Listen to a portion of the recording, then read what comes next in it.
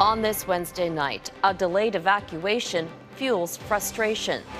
The charter plane stuck in Vietnam as stranded Canadians waited out in Wuhan, China. Very stressful.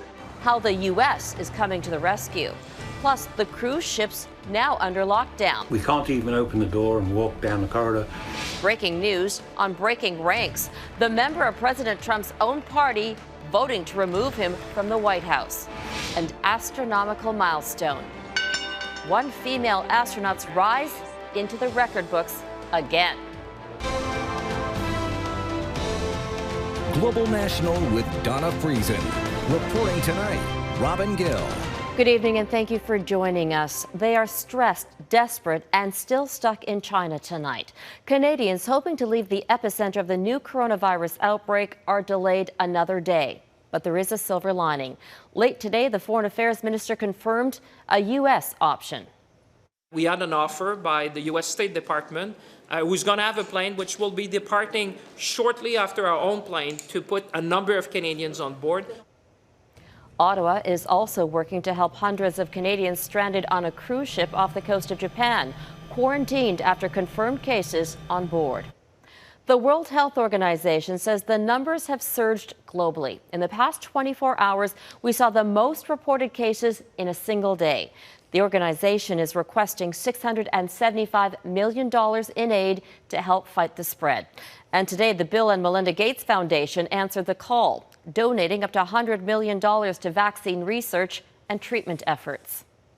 The federal government is encouraging all Canadians who do not need to be in China to leave while they still can. So far, 373 Canadians in Wuhan have asked for help. In our top story tonight, Abigail Bimman reports on what it's going to take to get them home.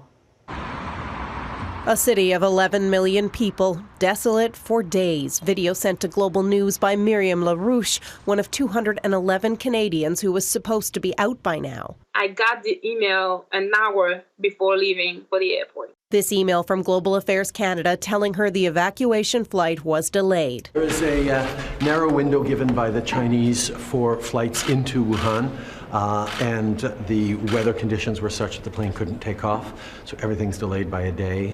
Ottawa says crosswinds were the problem on the way to Vietnam. It's a stressful situation because we don't know what's going to happen and when is it going to happen. The latest numbers show 373 Canadians want help getting out. 211 are on the manifest. Wednesday afternoon, the U.S. State Department called Canada's Foreign Affairs Minister with a friendly offer. We now have secured a few seats on the flights organized by the United States authorities. Individuals who are eligible for travel on these flights are being contacted as we speak. François-Philippe Champagne will only say a few dozen seats are up for grabs, and Canada may still send a second plane for the rest. Meanwhile, Global Affairs has updated its travel advisory for China, still warning against any non-essential travel, but there's a new suggestion for Canadians already there. If you don't have to be, to come home now while commercial flights are available. When the Canadian flight and the U.S. flight with Canadians aboard eventually land, everyone will be taken to an Ontario military base for 14 days of quarantine. Actually, I feel better since they said that we are going to be like quarantined, because now I'm going to be sure, like 100% sure that like I'm fine, I'm okay, and I won't put my family and my friend at risk. And there's a new recommendation from Canada's Chief Public Health Officer. Dr. Theresa Tam is advising anyone who returned from Hubei province in the last 2 weeks to limit contact with others, what the U.S. is calling self-isolation, although she stresses the risk remains low. Robin? Abigail Bimman in Ottawa. Wuhan is pretty much a ghost town because of the quarantine and fears over how quickly the virus is spreading. There are now more than 28,000 confirmed cases of the new coronavirus worldwide. 25 countries are affected, including Belgium for the first time, and at least 565 people are dead. More than 5,500 people are stranded on 2 quarantined cruise ships near Japan and Hong Kong. The World Dream is docked at Hong Kong's Kai Tak cruise terminal with 1,800 people on board. And the Diamond Princess is anchored off the coast of Yokohama near Tokyo with more than 3,700 people on board. including 251 Canadians. Now, 10 more people who have tested positive are coming off that ship and being taken to hospital. Redmond Shannon shows us how it all began. 9 passengers and 1 crew member taken off the Diamond Princess and in to quarantine. The 10, none of whom are Canadian, tested positive for new coronavirus. 31名分の Japan's health minister says the other 3,500 people will stay on board for 2 weeks. Others on board could yet test positive too. We remain confined to our cabins. We can't even open the door and walk down the corridor. David Abel has been passing the time chatting to the world's media. The only interaction that we're actually getting is when we go out onto the balcony and talk to other passengers equally as bored, and it's nice to talk to them. In the meantime, there is little Ottawa can do for the 251 Canadians on board. We will look at the cruise line in this case to repatriate those Canadians when the quarantine, which has been decided by local health authority, is finished. A similar situation in Hong Kong, where 30 passengers on this ship have a fever. All 1,800 are being tested. At the time being, I think we cannot conclude the likely time of finishing the quarantine measures right now. In a sector that sometimes has to deal with virus outbreaks, one travel expert says communication is key. It's really providing your customers with the facts of, this is what we're doing, this is what we have as a precaution. If you do have to take a drastic measure, informing your customer about what you're doing. People want to be aware, they want to be informed. Something people on this ship may appreciate. It's been denied permission to dock in the Philippines, but has no confirmed cases. One Canadian passenger tweeted, "Not sure how or when, but it will be good to get home." The operator told Global News it will be 10 days before the ship can dock. Redmond Shannon, Global News, London. Hong Kong and Russia are taking new mandatory measures aimed at stopping the spread of the deadly virus. Starting Saturday, Hong Kong will quarantine all visitors from mainland China for 14 days. It's unclear where the quarantine will happen or how long this measure will be in place. In Russia, 144 citizens arrived home today from Wuhan. They will be under quarantine for 2 weeks at a camp in Siberia. It's equipped with fencing, security cameras, and military guards. So far, none of the evacuees is showing symptoms. Russia says all citizens who wanted out of China are now back in their home country. Russia has already limited travel to and from China by restricting flights and border crossings. One of the world's largest carriers is slashing about 90% of its flights to mainland China, and now it's asking employees to take unpaid leave. Cathay Pacific is appealing to its 27,000 workers, including dozens based in Vancouver, to take 3 weeks off between March 1st and the end of June without pay. The airline says coronavirus has caused a significant drop in demand, and it needs to preserve cash to protect the business. Cathay used similar special leave in 2009 during the financial crisis and in 2003 during the SARS outbreak. Canada's ambassador to China is in Ottawa tonight, speaking at the Special Parliamentary Committee created to examine Ottawa's tense relationship with China. Dominic Barton was directly asked about the Canadians being detained in Beijing.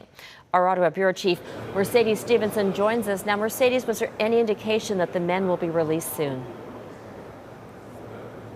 There's no indication that that will happen, Robin. There's no indication of what the timeline might look like. But Ambassador Barton did say that the plight of those 2 men, as well as Robert Schellenberg, a Canadian who has been sentenced to death in China, are top of mind for him every single day. Here is part of what he told the MPs at the committee at just how much of a priority this is for him. I want to say also the utmost priority of my goal and objectives is to work for the release of Michael Kovrig and Michael Spavor, and to seek clemency for Robert Schellenberg. That's right in the headlights, and I think about that every day. And Robin, he revealed the personal side of being the ambassador and what the contact has been like with Mr. Kovrig and Mr. Spavor. There's been very limited contact with officials, and we don't hear much about their conditions, but we found out today that Ambassador Barton has actually met with them personally. Watch this. I am unbelievably inspired by their resilience. Each of these 3 people, it's incredible as humans and as individuals. Now, he's had that chance to meet with them. He's trying to work on the relationship with China, he says, but it is difficult. He said ever since the arrest of Meng Wanzhou, the CFO of Huawei, the relationship has changed radically. The chill is real, and he described both sides as being very angry in high-level meetings, including when he met with Chinese President Xi and presented his papers. Here is how he described the situation that he's dealing with between Canada and China at this time. We're angry. We're very angry because of our people that have been taken. China's very angry as well about the matter. Furious, right? So we're both furious. He says he believes the best way forward is to continue to engage the Chinese, but not to be bullied and to have the support of other countries. He also revealed that he met with officials from Huawei and that he did raise the case of the two Michaels, but he said it was not a negotiation. Robin? Mercedes Stevenson in Ottawa. To breaking news in Washington, where the impeachment trial of President Donald Trump has just come to an end. The U.S. Senate voted to acquit Trump on 2 articles of impeachment, but Republican Senator Mitt Romney broke ranks and voted with Democrats. Our Washington Bureau Chief Jackson Proskow joins us now with more. Jackson, how significant is Romney's defection?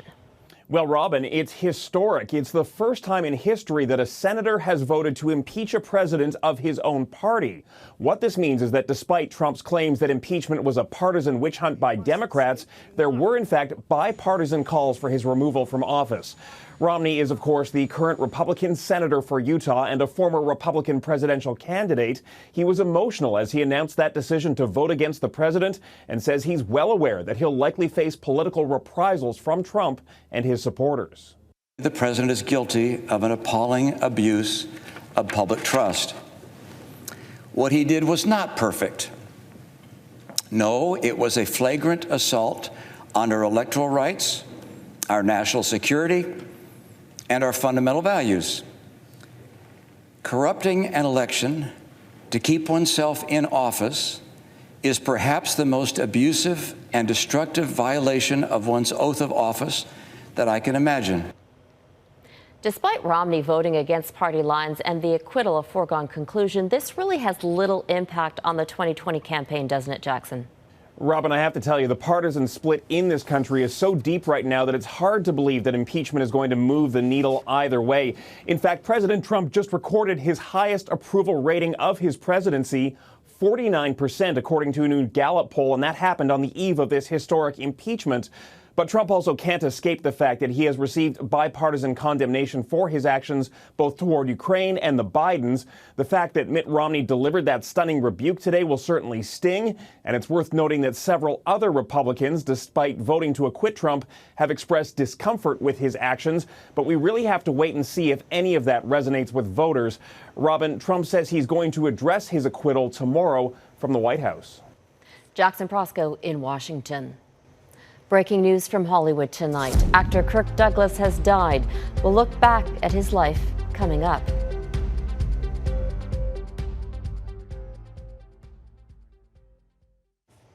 We have breaking news from the entertainment world. Veteran actor Kirk Douglas, one of the few stars left from Hollywood's golden age, has died at the age of 103. His son, actor Michael Douglas, confirmed the news tonight in a statement on Facebook. With more on the life and career of Kirk Douglas, here's Eric Sorensen. Poor little Martha. In his very first movie, Hollywood recognized Kirk Douglas would be a star. I can't get up and speak before people. Not only could he speak, Don't threaten me. his edgy, impassioned portrayals saw him quickly cast alongside Hollywood heavyweights. Your hands are sweating. When you pull the trigger, your finger will slip. Born Isur Danielovich Dembski to Russian immigrants, Douglas could play it light or musical. But he was usually tough and temperamental. Playing a troubled boxer brought him his first Oscar nomination. You're going to be a good little girl. Because if you aren't, I'll put you in the hospital for a long, long time. Now go on home, all of you. With steel jaw, raspy voice, and undeniable charisma, his explosive characters were riveting. How do you know how I feel about you, how deep it goes? I'm Spartacus! I'm Spartacus! His most famous role was Spartacus, a slave who leads a revolt against the corrupt Roman Empire. The The epic cemented Douglas's place among Hollywood's most respected actors. But making Spartacus was also a turning point in 1950s America. Douglas helped end the era of blacklisting Hollywood talent for alleged communist sympathies. Real-life drama brought to film years later. Dalton. When Kirk Douglas insisted blacklisted writer Dalton Trumbo be given an on-screen credit for Spartacus. But there's a good story in there, somewhere. That Douglas's character was instantly recognizable 60 years later was a reminder of how familiar he was. That him again. In their heyday, Impressionists all did Kirk Douglas because the whole world knew him. I'm gonna drill a hole in it. And his acting style of barely contained rage. See, Dick, grab. And Douglas loved it. To say he had a long career is an understatement. My wife works a lot with cancer research. Even approaching 100, he was still active with many charities. His legacy includes his son, Michael Douglas, himself a famous actor. And I'll say it simply and with all my heart. I'm so proud to be your son. One of the last stars from Hollywood's golden era. Moviegoers knew what they were getting in a Kirk Douglas film, and they loved what they got from Kirk Douglas. Eric Sorensen, Global News. Still ahead, the crash landing in Turkey and how scores of passengers were forced to escape. Plus, Airbnb's new house rules for younger clients after a deadly shooting.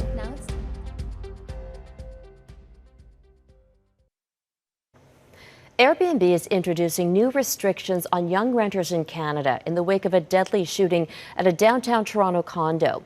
The pilot policy will prohibit people under the age of 25 from renting homes within their own community, unless there's a host on the premises. The move is meant to prevent unauthorized house parties and does not apply when people are renting outside their community. In this particular case, as it relates to Canada, our research shows that those incidents involving unauthorized parties do significantly over-index with people under the age of 25 doing unhosted stays within the communities that they live in. 3 people died last Friday in a shooting at a downtown Toronto condo that had been rented out on Airbnb. A 4th man was hospitalized with serious gunshot wounds. All of the victims were between the ages of 19 and 22.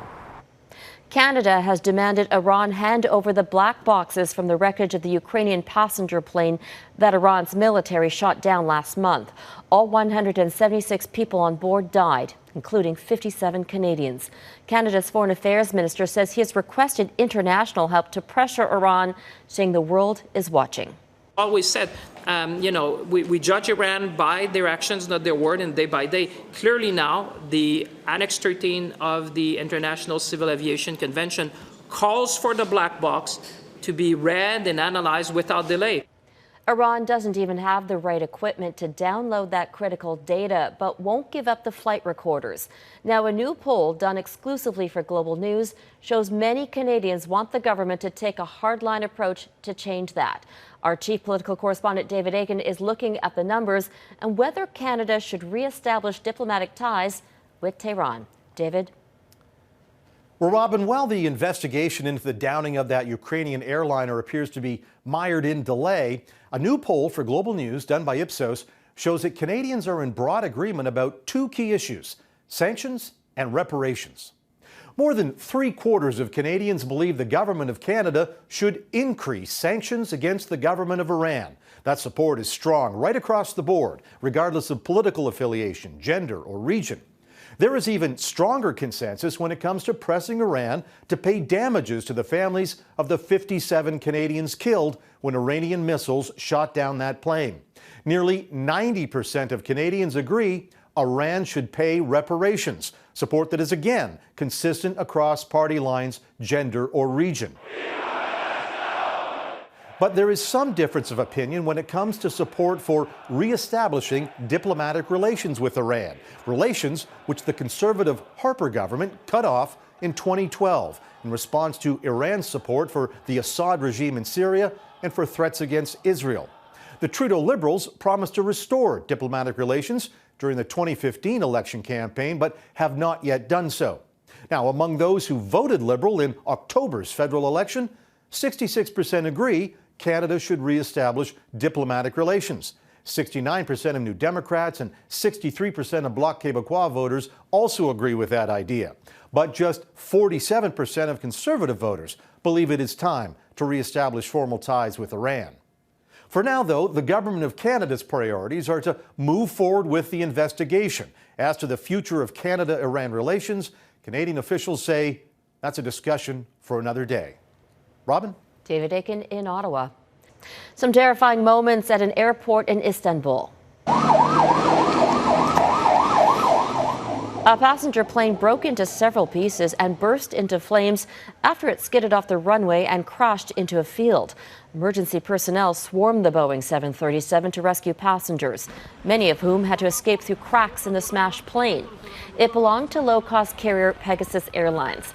The plane was arriving from a western province in Turkey and was carrying 171 passengers and 6 crew members. There was heavy rain and strong winds at the time of the crash. In eastern Turkey, emergency crews desperately tried to dig survivors out of deep snow. An avalanche slammed into a mountain road, wiping out a huge team of rescue workers sent to find people missing in an earlier snowslide. At least 38 people were killed in the 2 avalanches. Dozens more were injured. A fossilized skeleton belonging to an ancient iguana-like creature that roamed the ocean more than 200 million years ago has been discovered, preserved in rock in southeastern Alaska. The species of marine reptile is called thalattosaur, meaning ocean lizard, and it's a distant cousin of the dinosaurs that lived during the Triassic period. They have been found in the past, but this one is different. It has a needle-like snout and is the only intact thalattosaur fossil ever found in North America. Zero gravity mega record. Up next, the astronaut who broke the highest glass ceiling. 3 astronauts are heading home tonight, including Christina Koch. She spent 328 days on the International Space Station, breaking the record for the longest stint in space by a woman. And as Eric Sorensen explains, it's not the only record she was a part of, as women catch up to the achievements of men. The bell signals today's command handover to a new crew aboard the International Space Station. It caps a phenomenal flight for American Christina Koch. Koch's 11 months in space was only 12 days short of the all-time record for a single mission. Christina relocate the APFR. Koch and fellow astronaut Jessica Meir also blazed a trail when they worked outside the spacecraft together, the first ever all-female spacewalk. She and I both really appreciated and loved that it could serve as inspiration for future space explorers.